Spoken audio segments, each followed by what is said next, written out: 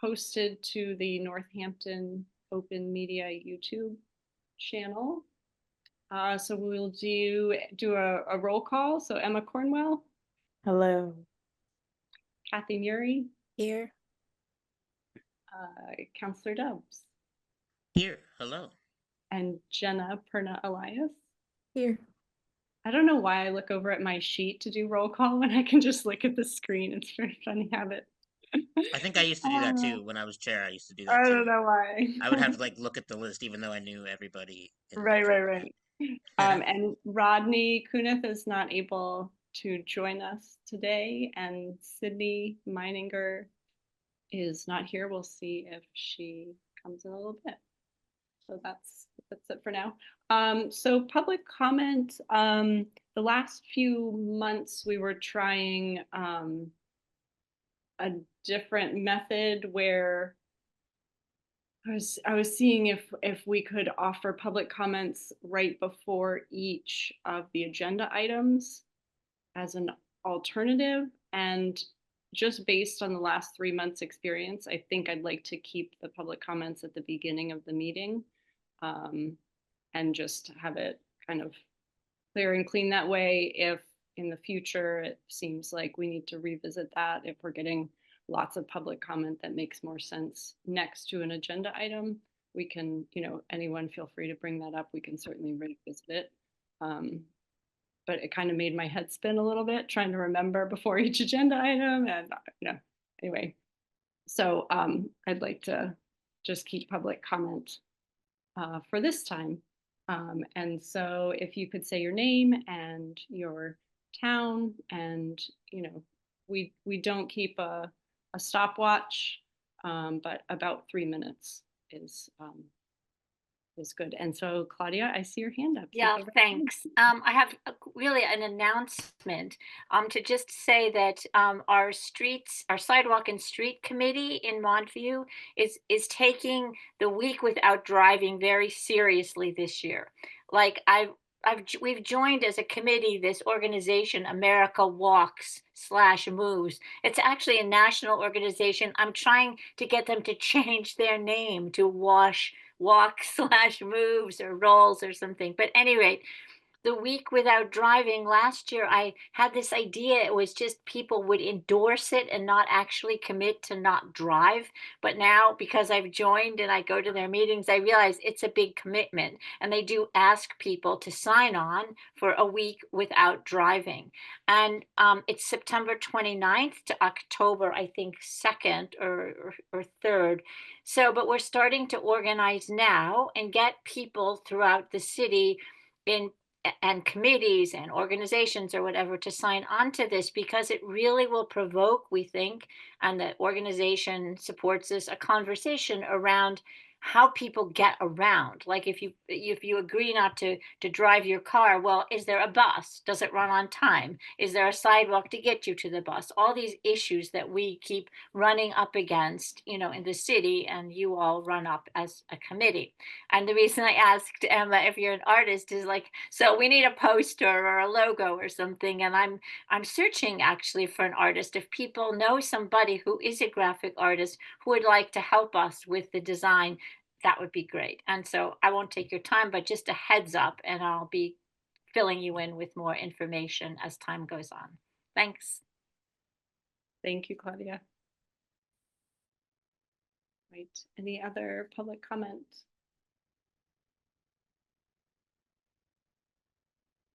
All right, so we'll go to approval of the minutes from our March 18th meeting. Is there a motion to accept those minutes? Sure. I'll make a motion to approve the minutes. So Counselor Dubs made a motion to approve the minutes. Is there a second? Second. Kathy Murray, thank you both. Need a second. Any discussion on the minutes? Could I make a tiny or request a tiny adjustment? Please. Which is just that, oh gosh, I think it's on the 5th. It's in the discussion of Lamont House at Smith. Um, it says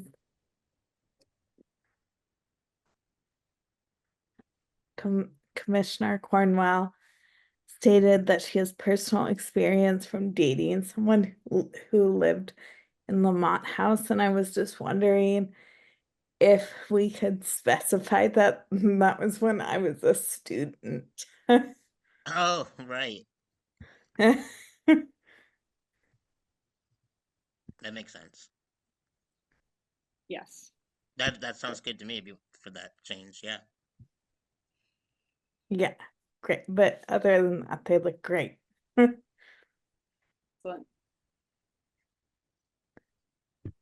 So with that amendment to the minutes, we'll do a roll call vote.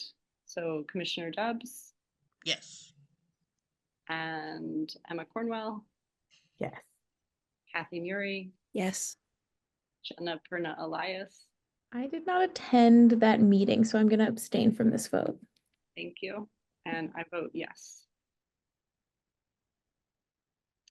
All right, thank you all. So we will start with a report from Councillor Dubs about City Councillor. Yay. Okay. Well, I think I have 3 items to update everybody. And first one is that I interviewed Asher Hendricks, who lives in Ward 3 of Northampton and applied to be on our commission. And they had a unanimous positive recommendation at our most recent city services meeting. So at the next city council meeting, which is next Thursday, we will have a full city council vote, and then Asher will be most likely. I have no reason to doubt that they will be unanimously approved to be on our commission. So then we will have our 8th member, and yeah, so we'll still have one vacancy on our commission that will fill soon.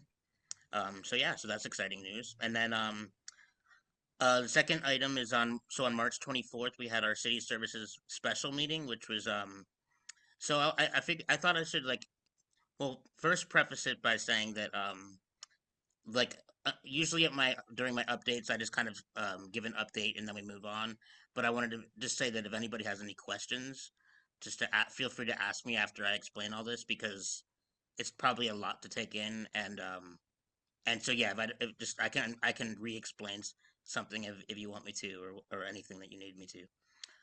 So yeah, so the meeting it was a special meeting for city services on March 24th, meaning that it wasn't a previously scheduled meeting. It was one that we had specifically. The reasons that it was initiated was because after the most recent snowstorm, me and a fellow counselor reached out to the chief of police, and we asked them about the fines that they give to people or don't give to people during snowstorms. And we learned from the chief of police during that initial questioning, that they haven't fined anybody in the last 5 years for not snowing their property.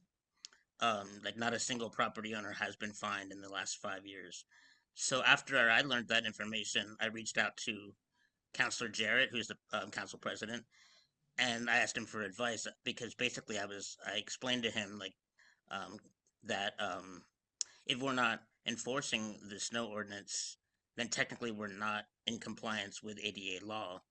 And so after what his response to that was that we should probably put together a city services meeting to invite the chief of police and the DPW director, to ask them questions, basically just like an informational gathering, just to talk about how we are dealing with the snow ordinance in Northampton.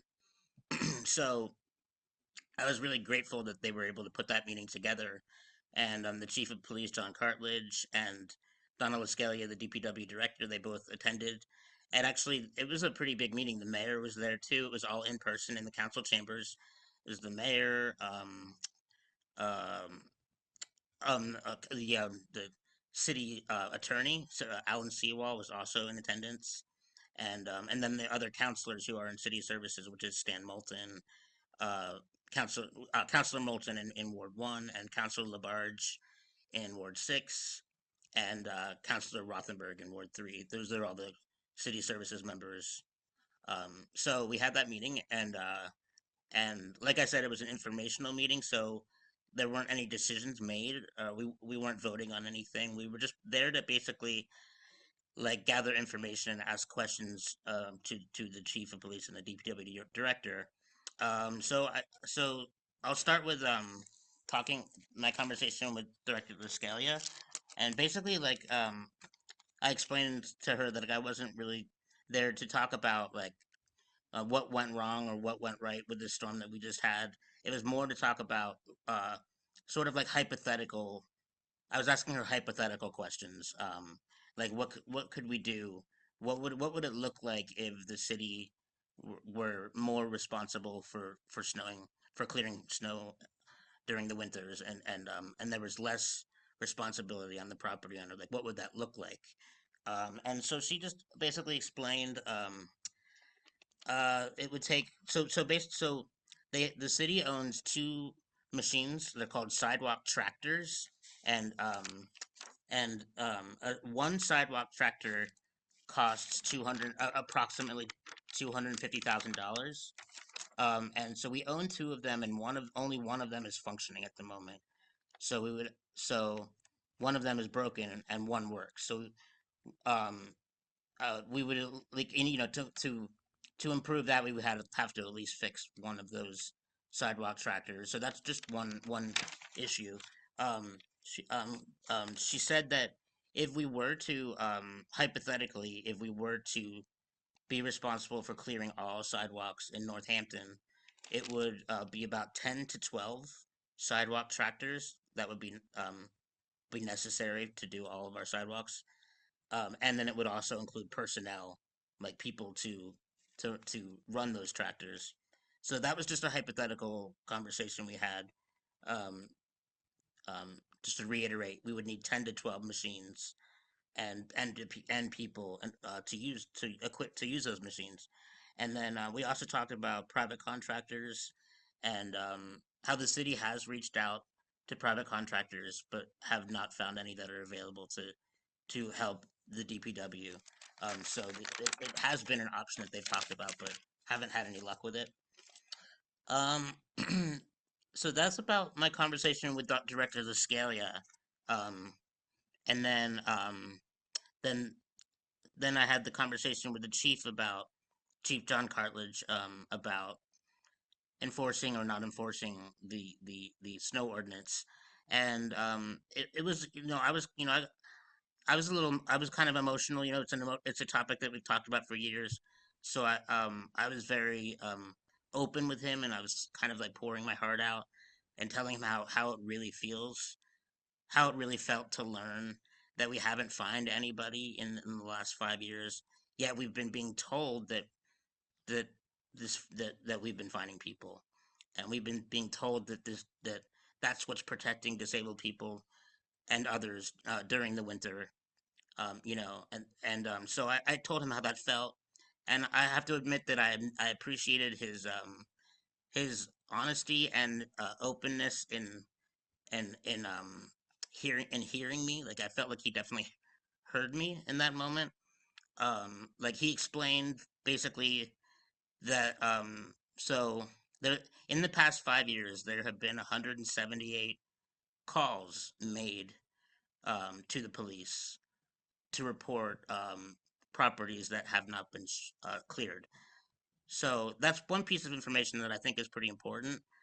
Just knowing how many calls we've had in the last 5 years is only 178, which I would say is just it means that not a lot of people are reporting properties, and that's one issue.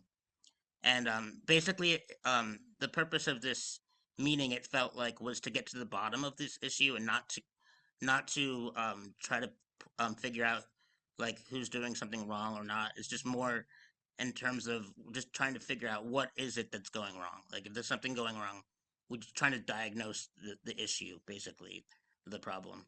And so I felt like, learning that only 178 people have called, and was important. And then also he said that among of those calls, uh, they've given verbal warnings, and they've also given out cards that explain the snow ordinance. Like they'll leave cards on a property or on a car, or on somewhere where the property owner will see it.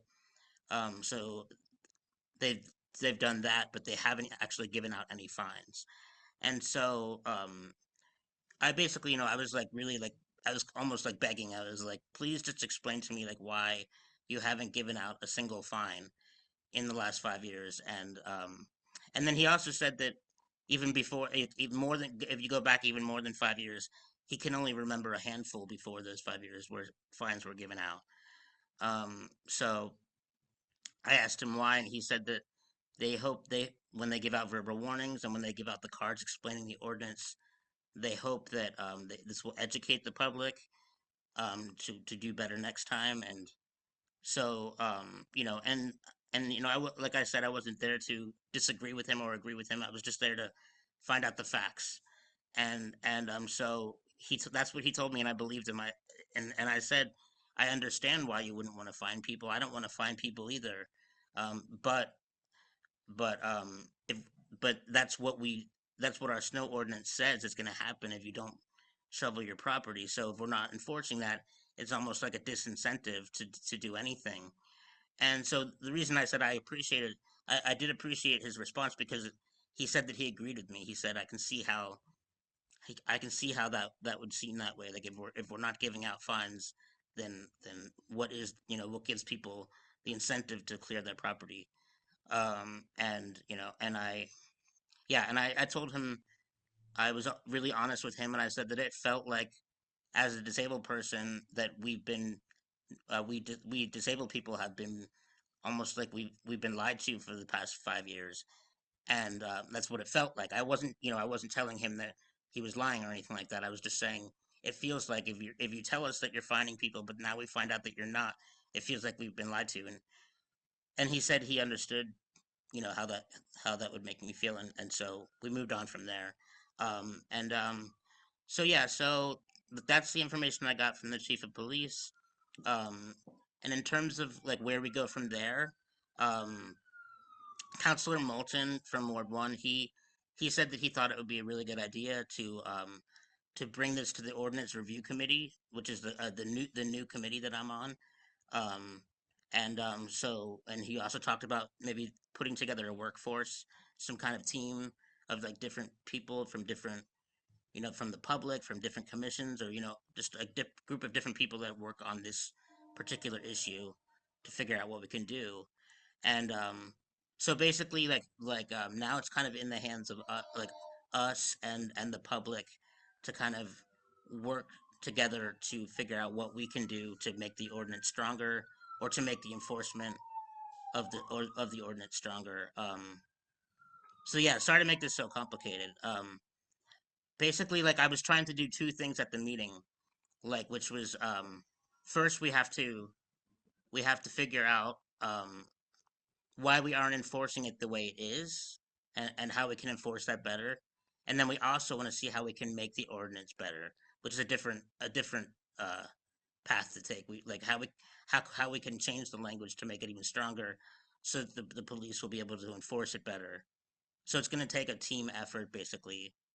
And yeah. And then the third item, just to wrap it up, the third item that I was going to mention is that this was not something I expected, but it's good news. At our first meeting, we recently had our first meeting of the ordinance review committee, and I was elected chair, which I was not expecting. So I'm excited about that. And yeah, and so I feel like that's going to help us a lot when we start working on this issue.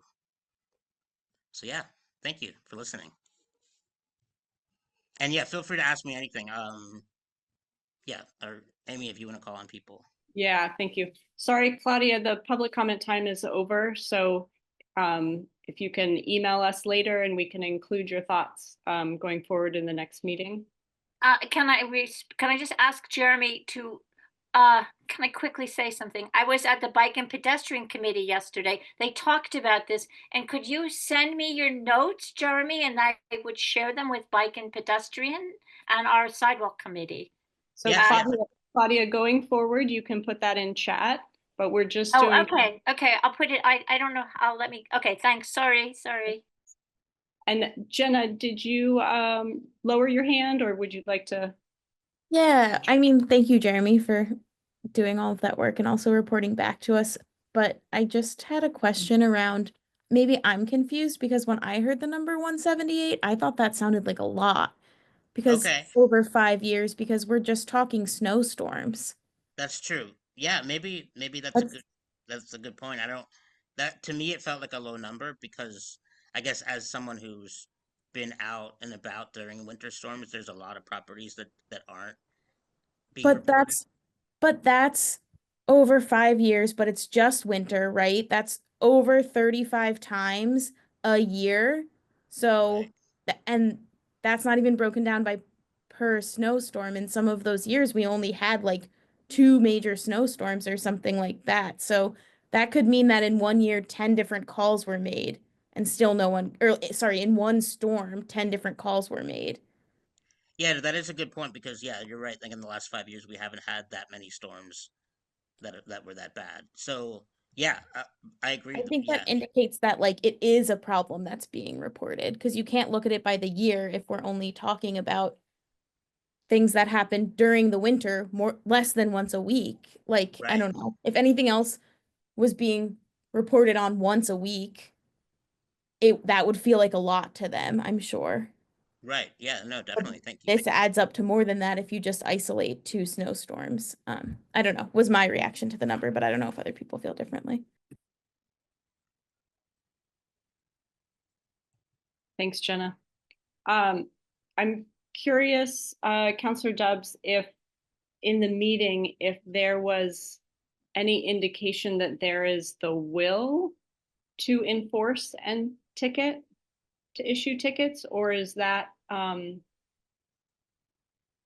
hasn't been discussed yet, or like, Yeah, I mean, yeah, no, basically, I feel like the more accurate way to put it would be that it hasn't been discussed yet okay, because yeah, like we weren't there to talk about change in policy. It was more to talk about like how the policy is being just basically like how it's been going like currently. You know what I mean?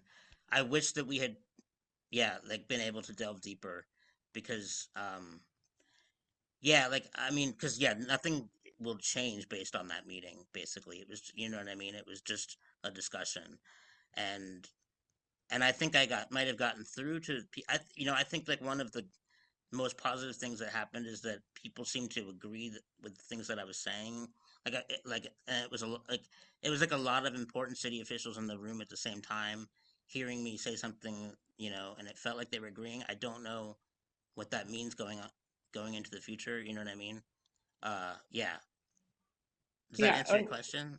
yeah, it does. Thank you. I mean, it sounds like an amazing first step Yeah. towards change. So I don't mean to discount the energy and the effort and that, that beginning of changing a government system is Yeah. enormous, Exactly. Yeah. Like I think and it's going to take like patterns. actual policy change for things to Yeah, change. Yeah.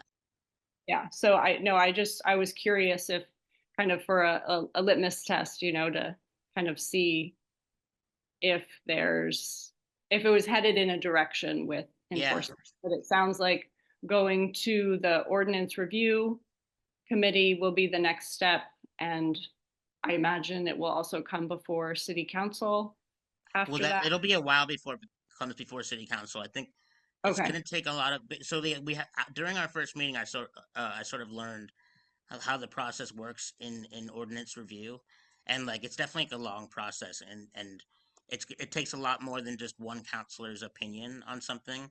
So, you know what I mean? Like we talked about how we're going to need to like not just about this ordinance but about any ordinance that we change in Northampton. You have to do like a lot of public outreach, like community outreach, and like things like surveys, and we also talked about the Disability Commission specifically, like being a place where they're gonna want, basically they're gonna want to know our opinions.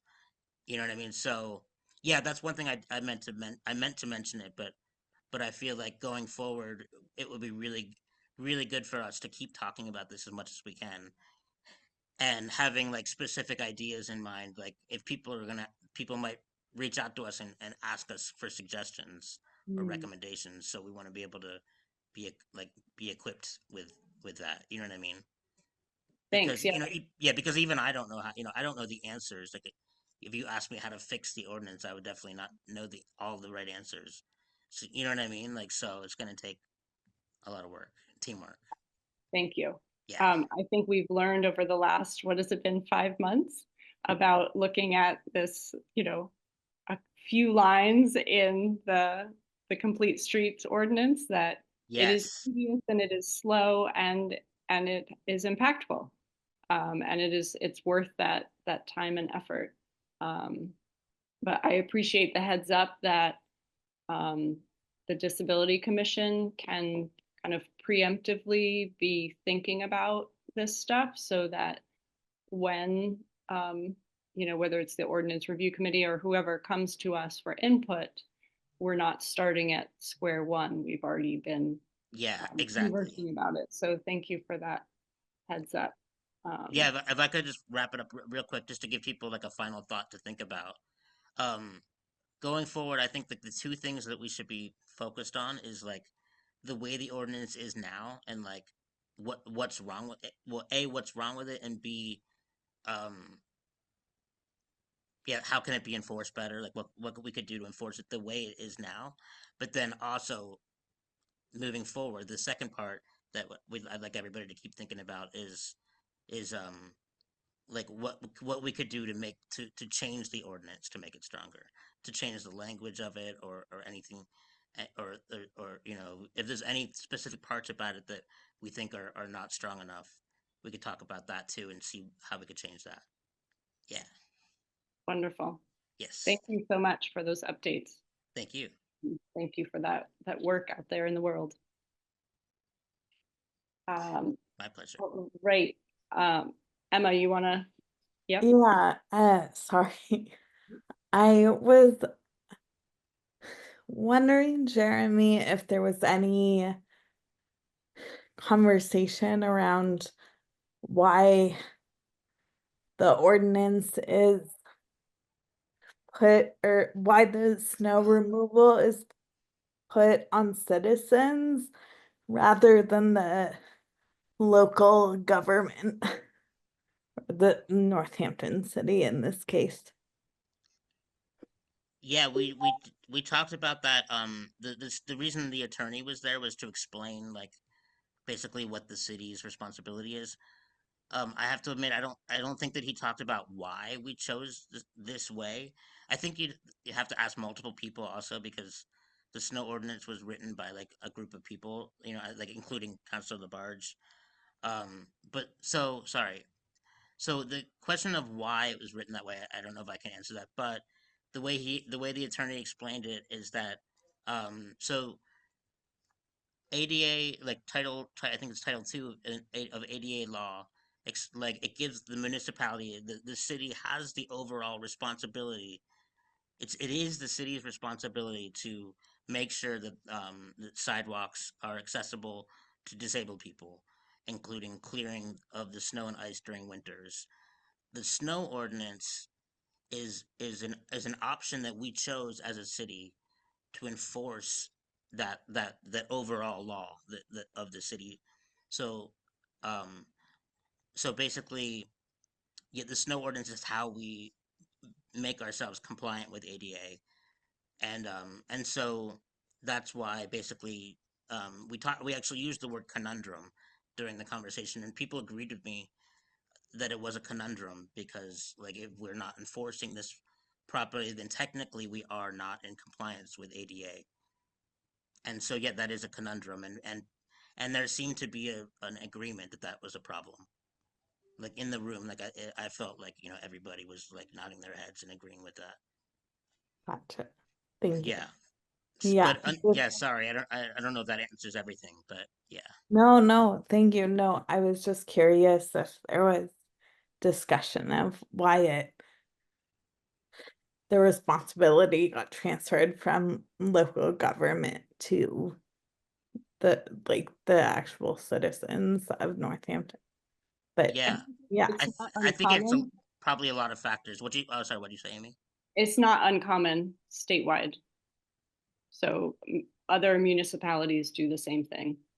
Gotcha. Yeah. Yeah, like when you read, I don't have it on me right now, but like when you go to the MassGov website, it explains like how like explains like the options, and one of them is like you can create a local ordinance that you know that I see. that makes the property owner responsible, and that's what we chose. And if I, I would choose differently if I were there back then making that decision. Yeah. Gotcha. And Thank what you. ideally I'd like to see some sort of system where we're both doing it together. Like maybe we can't completely change it, but I feel like there should be a system where there could at least be some sort of option for people that can't clear their own property, like, disabled people, elderly people, people that, have mobility issues and need help from the city. So ideally I'd like to see some sort of collaboration between property owners and the city. That's what I'd like to see. And I think it's possible. It's just going to take time. Where the It city is. could like be there for you if you need them. It is going to take time, and I think we're going to have future conversations about this where we can get into all these details. Yeah. Thank you so much for sharing all that, Councilor Debs. Yes. So next up is the continued discussion, speaking of ordinances, of the complete streets. So if you're willing to, do you have that to be able to pull up? So Court sent the updated version to all of us, I believe on Tuesday. So I hope that folks, given a few extra days, have had a chance to look at it. So when we discussed this last time, there was a lot of positive feedback for the new updated version of the A11 on complete streets, but there was one sentence that we got hung up on. And so Director Mish went back and edited that and really just flushed it out with details. It was kind of a general sentence about exemptions being possible. So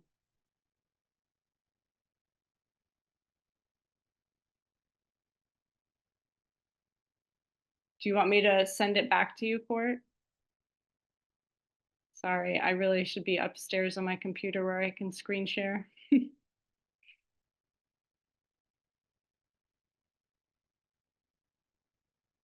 Thank you.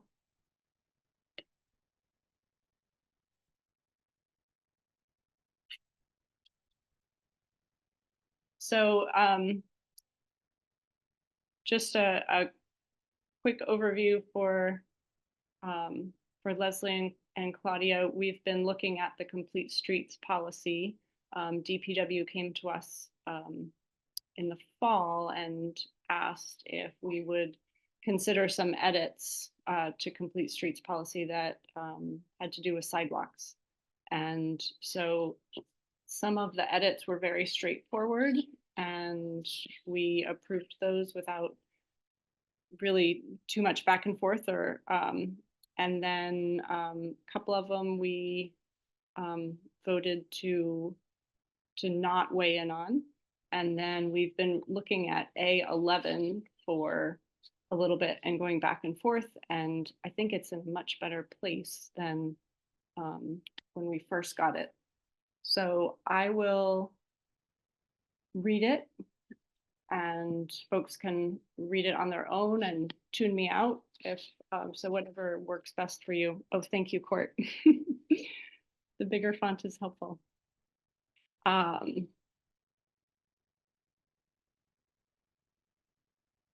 So I'm going to start at the very top A. The city's complete streets policy ensures that pedestrian, bicycle and transit facilities are fully integrated into a safe and efficient transportation system. Specifically, it is city policy 2, and then A11, ensure the design and construction of all new reconstructed reclaimed streets, including mill and overlay projects, incorporate appropriate traffic calming measures, accessibility improvements, and bicycle and pedestrian facilities. Mill and overlay projects shall include sidewalks in priority areas shown below in B1. 1, when right-of-way is available, so when there's enough space. 2, when topography allows installation without significant cuts, fills, or retaining walls. So that means when the shape of the land allows sidewalks and these other things to be put in without huge construction. And 3, when installation of sidewalks would not require alteration of drainage infrastructure. And so this next sentence is the one that was edited from last month. Sidewalk exemptions can be requested for mill and overlay projects due to lack of right-of-way, topography, drainage, or financial infeasibility. Exemptions from including sidewalks in mill and overlay projects may also be appropriate for dead-end streets that are less than 500 linear feet and or serve 10 or fewer lots. In such cases, shared streets design or other pedestrian safety measures may be appropriate. Sidewalk exemptions for mill and overlay projects shall be presented to the Transportation and Parking Commission and the Disabilities Commission for comment.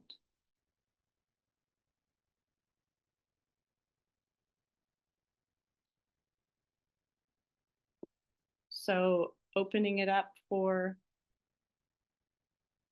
questions or conversation.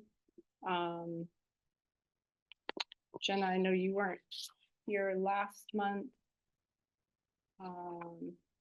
So I'm just checking my notes. I think the rest of us were here and so had spent time looking at this and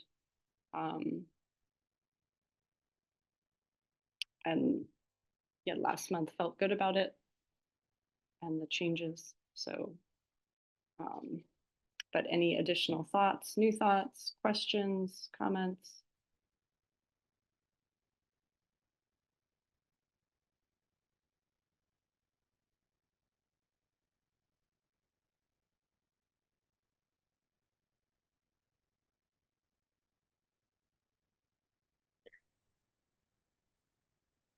Yeah, commissioners, just go ahead and feel free to speak, Emma. Oh, great. My thing is really small, just at the end of this paragraph, it says Disabilities Commission. Thank you. Yeah, I'm sorry, I've brought No, it. that's important. I did not catch that. Thank you. Court, are you able to edit? Oh, look at you go. Thank you. Disability. Yep.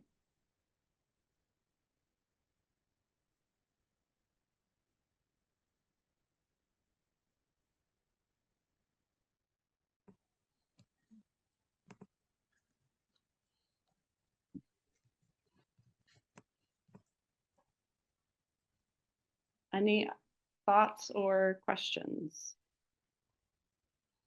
I'm taking silence as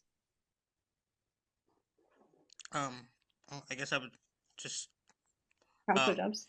yeah. I mean, after having that last meeting that we had when we talked about the language, I feel comfortable with it the way it is. I feel like the most important language in there, or at least in terms of relating to the Disability Commission, is the last sentence where they will be presented to us for comment. So I feel like no matter what happens, or at least I don't know. I feel like at least if there's something we disagree with along down the road, if there's a project that we have something to say about, then we know at least that they're going to come to us for comment. So I feel good about that. Exactly. Yep.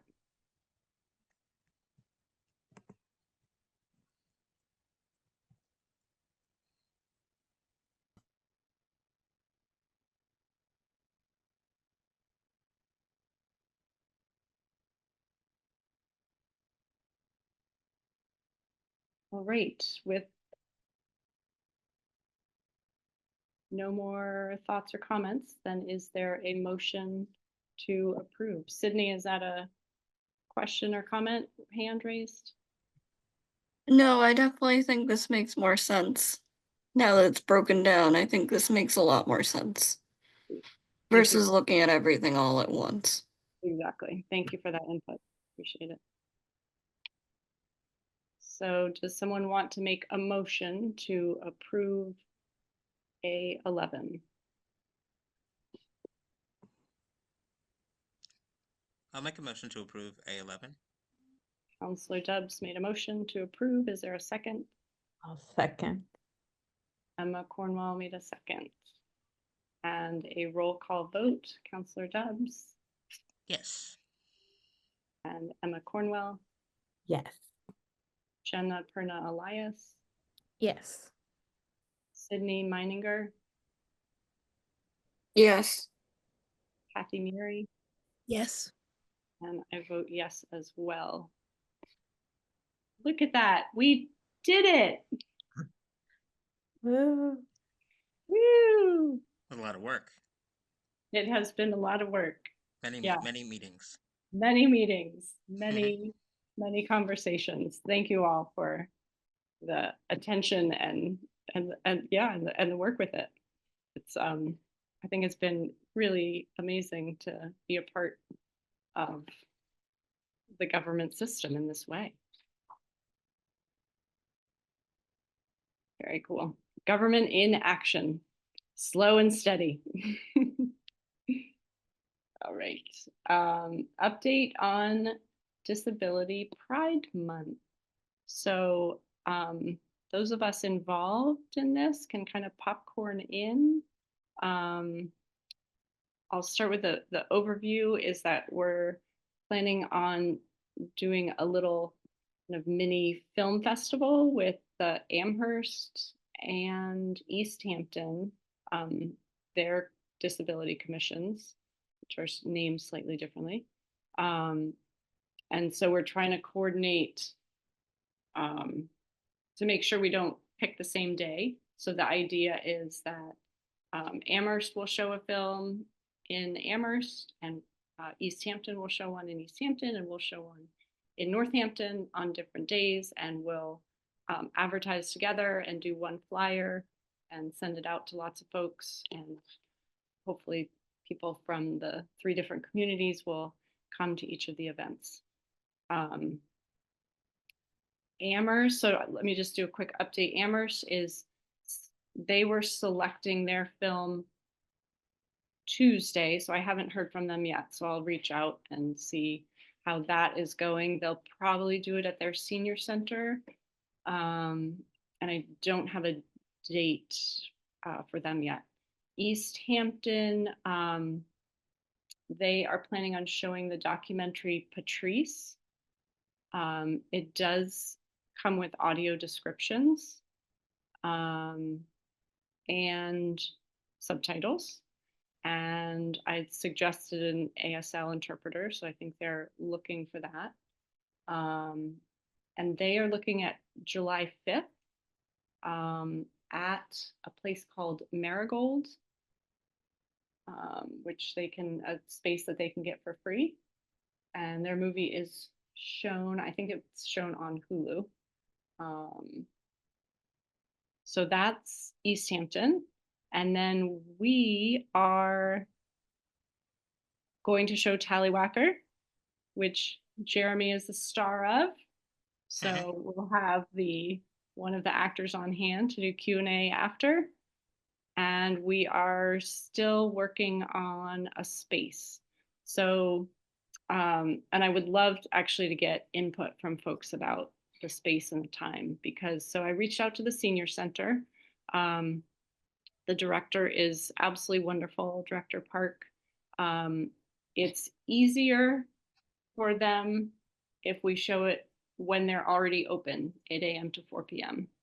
But I just spoke with her the other day and she said, don't cross them out if, you know, we really want to do after that time. And if we can't find another space, to circle back around with her to see if she can make it work. It's really staffing.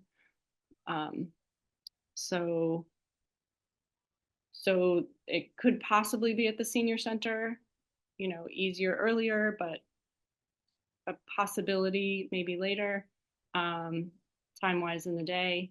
And then I have a message out to Center for the Arts. Thank you, Counselor Dubs, for that connection to the correct email to reach out to them. So, but we're unsure if that space will be available to us at no cost.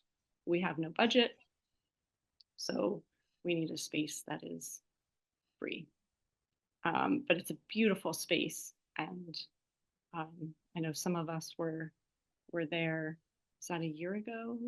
A year ago for a movie showing there. So Kathy and Counselor Dubs. Well, I wanted to mention that I am just a little concerned about the fact that we don't have audio descriptions on Tallywhacker at the moment, and I don't know if I'm gonna, like, I don't know how to fix that at the moment. Like, I guess I don't want that to be a problem, you know, like, or something that an issue that comes in that we're not able to fix, you know, because I know that the other two commissions, Amy, you told me that they would only support it if like there's going to be audio descriptions and subtitles. Yeah, And I think those need to exist. Yeah. yeah, and I can say that I can like work on it, and I just feel like it's hard for me to know for sure whether I'm going to be able to do it. I know it costs money. I don't know how much money at the moment. If anybody has any suggestions, that would be awesome too. Um, because I want to show that movie, but also, yeah, I also don't want to let people down. Yeah.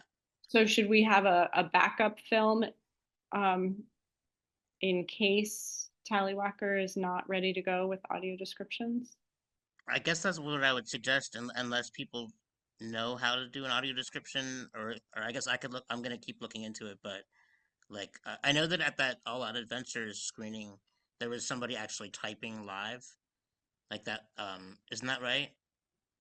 Yeah, for subtitles, because the movie didn't come with all the subtitles. Oh, I It see. Okay. had audio description. Okay. Yeah. And that was, I think, a pretty stressful fix for the Yeah. audio. I Exactly. wouldn't Yeah. recommend it. Yeah. No, it didn't look like it was easy to do at all. Yeah. Yeah. Um. Would And that yeah, be it's just. Oh, sorry. Go ahead. would that be something that Ben at the library could help with, do you think? I bet he could at least. Yeah. He's pretty knowledgeable. He might be able to give advice.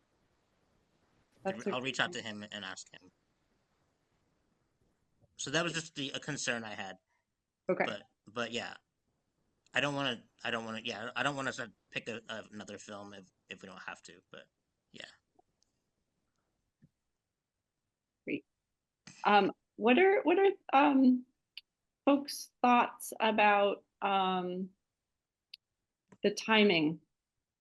So it'll be sometime in July, and it'll, you know, where in the calendar it'll fall is probably partially dependent, at least on the space that we end up with and their availability.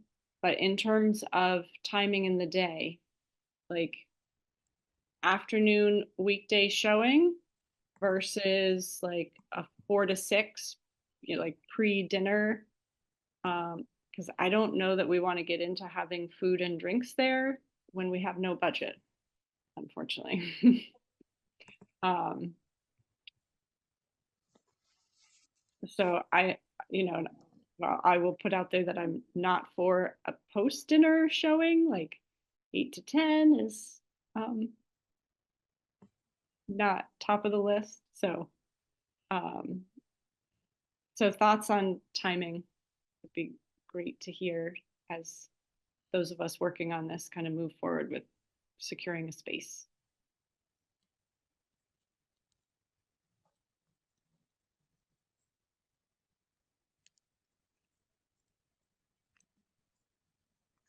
Do we know for? Do you mind if I ask? Oh, sorry, Sydney had their hand up. I would say 4 to 6. You vote 4 to 6. Okay.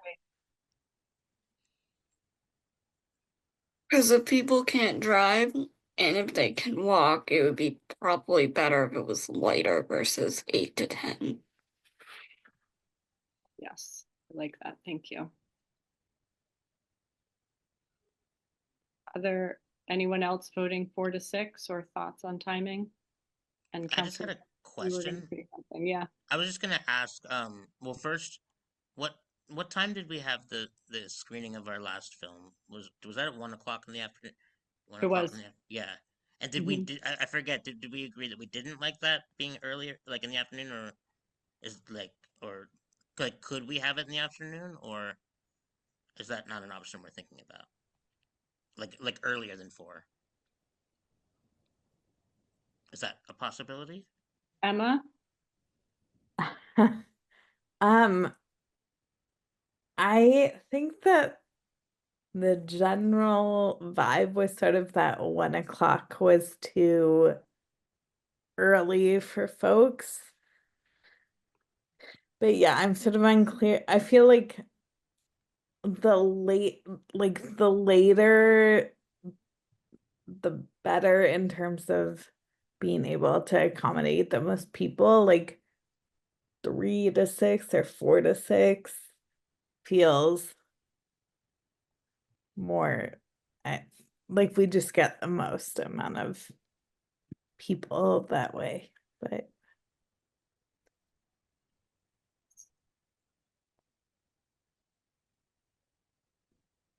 Jenna or Kathy, any opinion about? I agree that I think 4 to 6 would be better than an earlier afternoon time. And that might even be easier for the senior center if we end up there to just have someone stay an extra 2 hours. Yeah, that Yeah, might be a certainly easier. possibility. Sorry, excuse me. Oh no, go ahead. Yeah, sorry, I was basically saying just agreeing. Yeah. Yeah, certainly easier than a 7 p.m. start time, for example.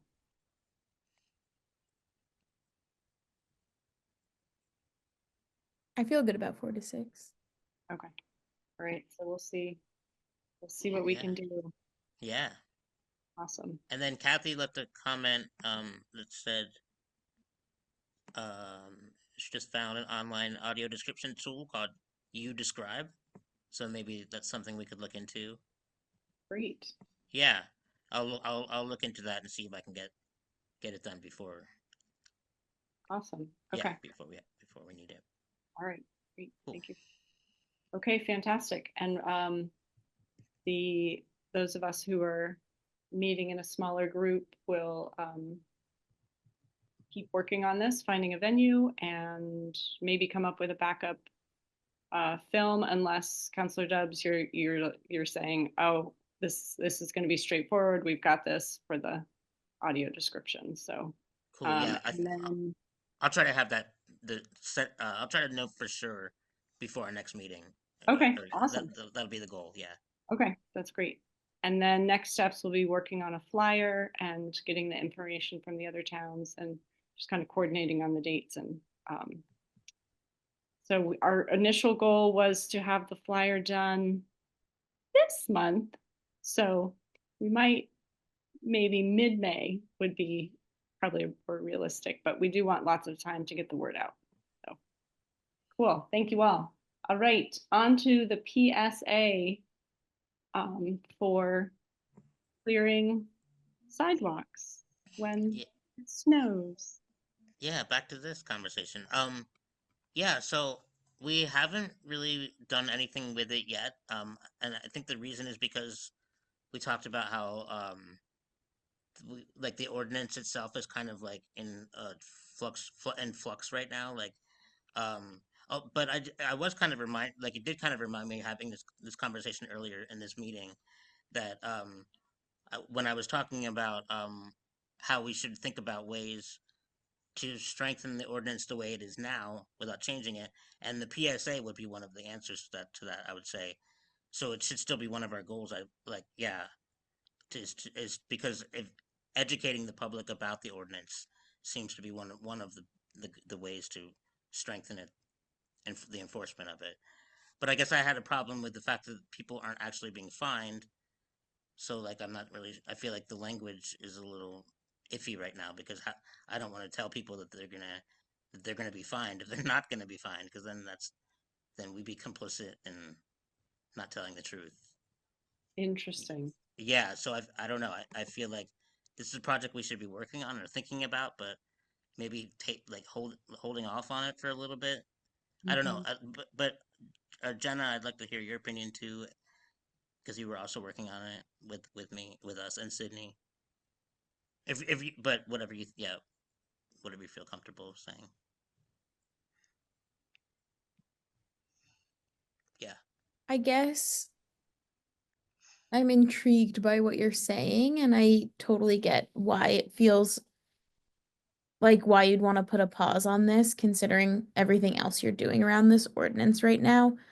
But I guess I'm also curious if, like, when you met with the police chief, if there was any indication that they would fine, or you're under the impression that they, with things the way that they are now, that's not something they would do. Yeah, exactly. Yeah, Okay. yeah, basically they were just there to explain what they're doing, and nothing is gonna change basically Okay. unless because they're just the police are just following policy. You know what I mean? So I it's tough because like that was the conundrum we were talking about, is because the policy says that we're gonna fine people, but he was explaining that they give people verbal warnings, and that they prefer to educate people rather than finding them. So I guess it's just like I don't even know what to do about that. Yeah. So yeah, uh yeah, so I do feel like it would be almost wrong to tell people that they're going to be fined, because nobody has been fined Knowing that you're not. in over 5 years. Yep. I Yeah. mean, Can I ask, was there anything else in the script that was a sticking point? Or is the script ready to go except for that piece? Oh, I guess I don't know off the top of my head. I would say it's ready to go except for that piece, but I thought that we had paused because, and this is partially because I missed last meeting. I thought, Amy, you said that you found something that indicated Massachusetts as a state. It's the law that government has to take care of um snow removal, and then we were unsure of what the actual ordinance is, but if this isn't sounding familiar to anyone, then I Sorry, it sounds like I maybe miscommunicated. Yes, the city is responsible for it, but they're responsible for it by having this ordinance and Mhm. having the property owners clear the sidewalks. And so they're responsible for the enforcement of the ordinance.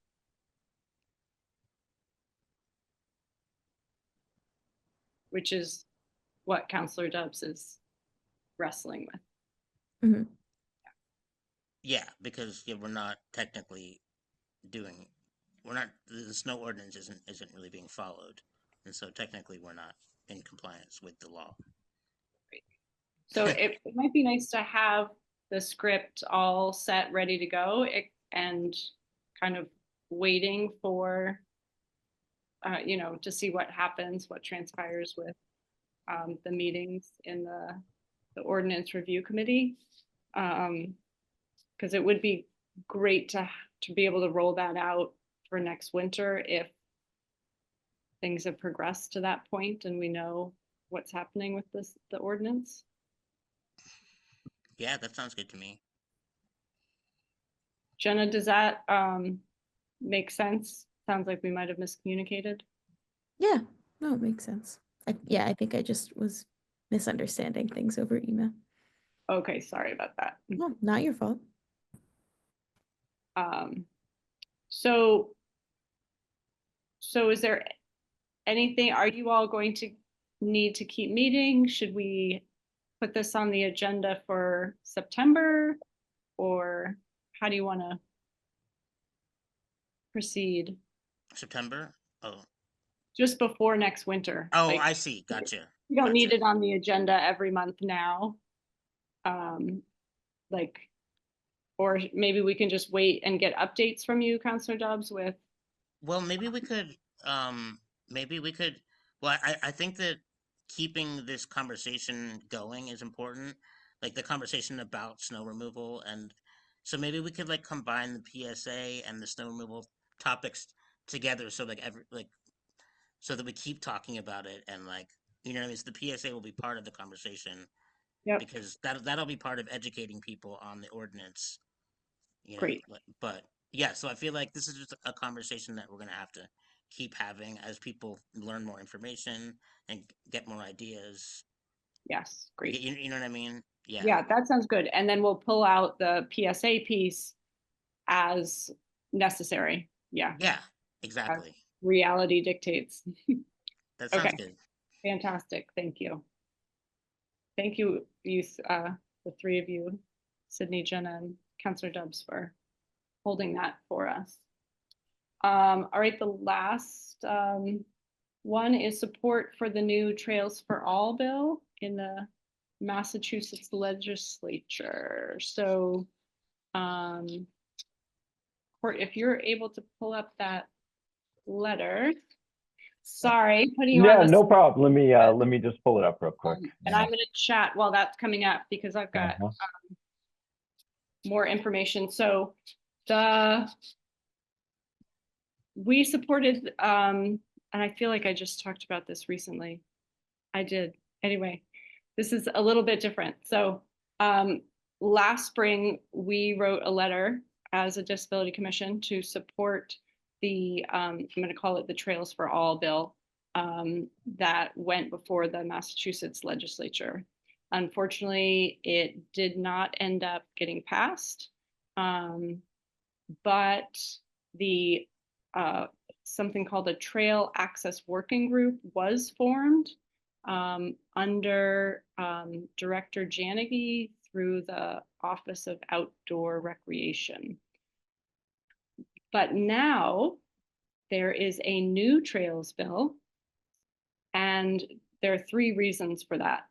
One is to actually formally recognize this Trail Access Working Group that is meeting, because if it's formally recognized, then the state has to actually look at and respond to the report that's going to come out of it. So there are three reasons. That's the first one, to formally recognize the work group. Two, to establish a permanent trail access advisory council. So when the work group ends, then an advisory council would kind of take over and be there for state agencies to, to be a reference and to answer questions, public education resource.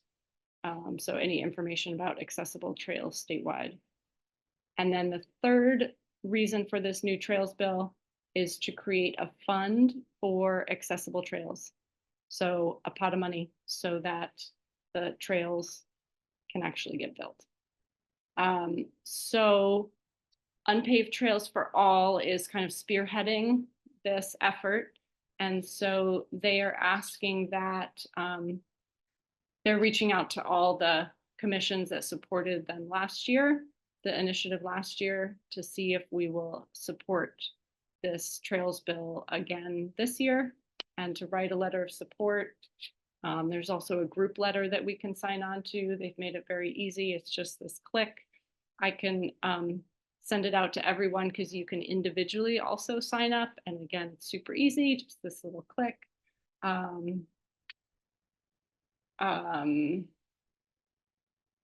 Yes, so basically the question is, do we want to support this again? This is a pre-written letter where we could just fill in Northampton Disability Commission and send it off. Are you able to make that a little bigger, Court, or I can put my glasses on as well? Okay, thank you. So I don't know if you all had a chance to read it. I'll just read it quickly and see if folks would like time to think about it, or if we would like to vote to either support or not support this today. So and it would be the Northampton Disability Commission, are writing to express our strong support for an act expanding access to trails for people of all abilities, also known as the Trails for All Act.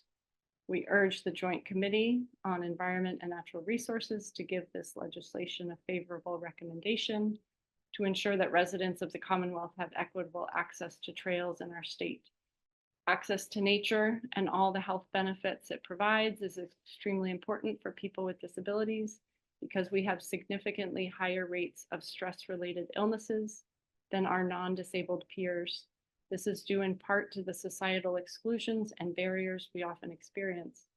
Accessible trails are designed with people who use mobility devices to access the outdoors in mind and have features like stable surfaces, wide tread, gentle grades, and resting areas.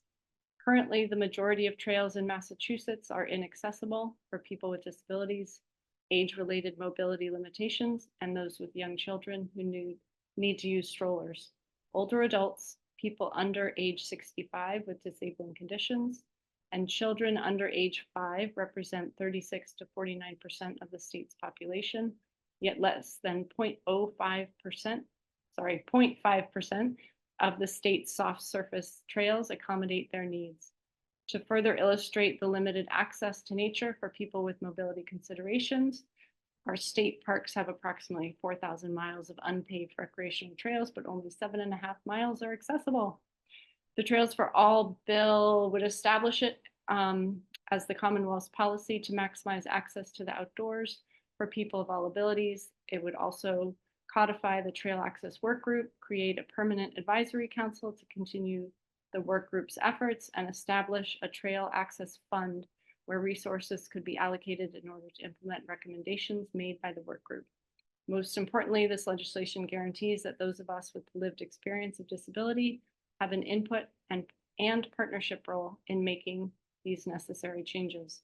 This legislation advances the equity of Massachusetts trail system by ensuring access to natural trail surfaces for people of all ages and abilities.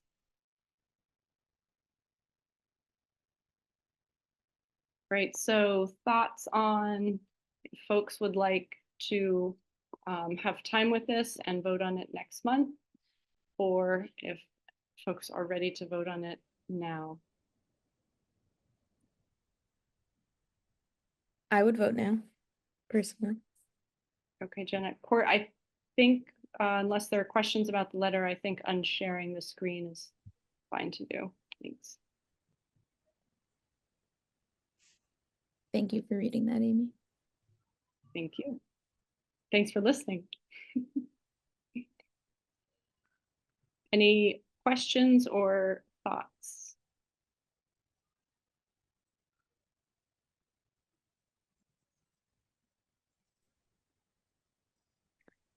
I don't have any questions, but also feel ready to vote or support it. Okay. Anyone want to wait before we? Okay. Is there a motion to support the Trails bill with a letter of support for the Trails bill? Make a motion. Thanks, Kathy. Kathy Murray made a motion. Is there a second? I'll second it. Jenna Perna Elias made a second, and a roll call vote. Emma Cornwell, Yes. Jenna Perna Elias, Yes. Sydney Meininger, Yes. Counselor Debs, Yes. Kathy Murray, Yes. and I vote yes as well. That's great. Thank you. It passes unanimously. Court, I'll be in touch. I'm happy to do the emails and logistics to get this out to the right spots.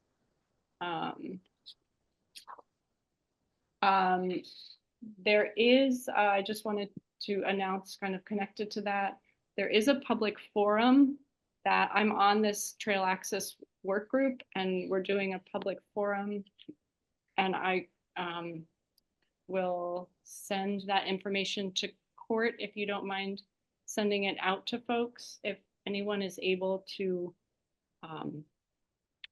come to it is virtual. So if anyone, and it's statewide, if anyone's able to come, it is May 8th at 6 p.m. If you have thoughts and ideas, but you can't come, or, you know, it's just, aren't able to come to the meeting, you can give input beforehand as well. But the more input from those of us with disabilities, I think the more robust, you know, we'll be. And yeah, we'd really appreciate tons of input. So if you have any or know of other folks who can give some input, that would be amazing. All right, thank you. Any other business not anticipated?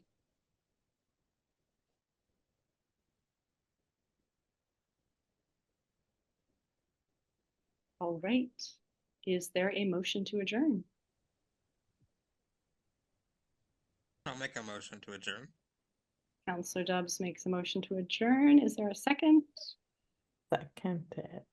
Emma Cornwell seconds it. Thank you all so much. 5:18. Hey, better than other times. Woohoo! Great to see you all. Have a good night and a really Bye. good Have a good night. Have a great Good meet. weekend. Thanks, guys. everyone. bye. Bye.